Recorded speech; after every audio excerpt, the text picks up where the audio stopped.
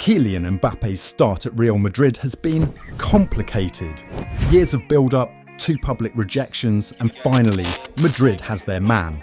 Yet, his first few months in La Liga have felt like an awkward fit rather than the instant success fans imagined. Let's start with El Clasico.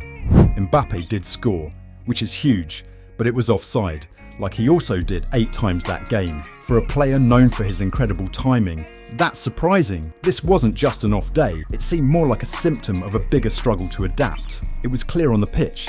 He didn't look fully in sync with his teammates, missing that usual rhythm he had at PSG. For years, Mbappe was the man in Ligue 1, scoring over 50 goals in his final PSG season. But in La Liga, it's been different. He hasn't yet been as clinical, even against lower-tier teams. While he has found the net recently, a lot of these goals have come from penalties. The open play magic, not there, at least not consistently. Why is Mbappe struggling? One reason is Real Madrid's setup. Ancelotti has him playing centrally as a false 9, which isn't his natural position. At PSG, he excelled on the left, cutting in, using his speed and flair to create and finish. But Madrid already has Vinicius Jr. in that spot, so Mbappe has been moved to a central role, and the adjustment has been rough for someone with Mbappe's style. Explosive, loves attacking space. Playing centrally in La Liga with its highly organised defences has been challenging. In France, he'd drift around, but now he has to play more like a traditional striker. And Mbappe's game has never been about holding up the ball or making precise centre-forward movements like, say, Haaland. It's different, and he's still learning.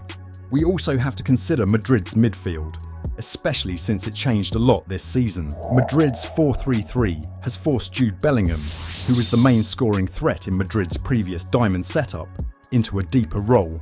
Last season, Bellingham was the surprise package, arriving late in the box to score key goals. But with Mbappe now leading the line, Bellingham's role has shifted, which means fewer forward runs and a slightly less dynamic attack. Then there's the Vinicius factor. The plan was for Mbappe to be Madrid's main man, but Vinicius has continued his rise, proving indispensable on that left flank. Originally, Madrid was ready to shift things around to accommodate Mbappe, even considering the possibility of letting Vinicius go. Now that idea feels ridiculous. Vinicius is not only staying, but also outshining Mbappe in some games. And that's a problem for a team trying to make Mbappe their star. For a while, it was unthinkable that someone could overshadow Mbappe. But here we are. Madrid's attack still largely revolves around Vinicius and Rodrigo on the wings, with Mbappe playing catch-up. It's awkward, especially since he was brought in with such high expectations. The reality is that transitioning to La Liga isn't easy.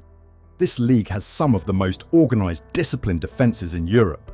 Even though Mbappe is one of the world's best players, he spent his entire career in Ligue 1, a league he dominated because of his athleticism and technical prowess. But in Spain, he has to adjust to different tactical setups, different defenders, and the intense scrutiny that comes with every single performance. Madrid's midfield situation doesn't help either. They have plenty of energy with players like Camavinga, Tchouaméni, Valverde, and Bellingham, but none of them have that controlling style we saw in Kroos, a player who could sit deep and send precise balls to unlock defences.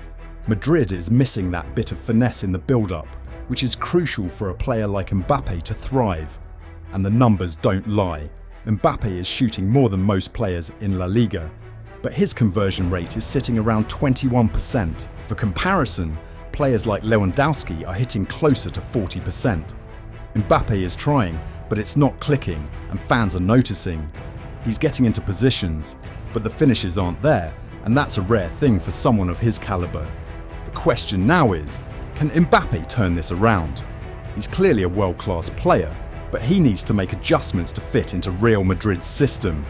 And Madrid needs to find ways to play to his strengths if they want to maximise their investment. Madrid might also need to consider a tactical tweak, maybe even revisiting that diamond formation. After all, they're loaded with midfield talent, but they need someone who can provide that spark and give Mbappe the service he's used to. Without that, the disconnect could keep growing, and that's not what anyone wants to see. For Mbappe, this is a unique challenge. He's been used to winning, used to dominating, and now he's being pushed to adapt. If he can adjust his game to the demands of La Liga and Madrid's playing style, he could still explode as one of the league's top players. But if not, we might be looking at a longer adjustment period than anyone expected. For Madridistas, patience might be key. Yes, the dream was for Mbappe to light up the league immediately, but there's still time for that. He's too good to stay in this rut forever, but both he and Madrid need to find a solution, fast. That's it guys, thanks for watching. If you enjoyed this video and love football, don't go without liking and subscribing. Please join the family and see you in the next one.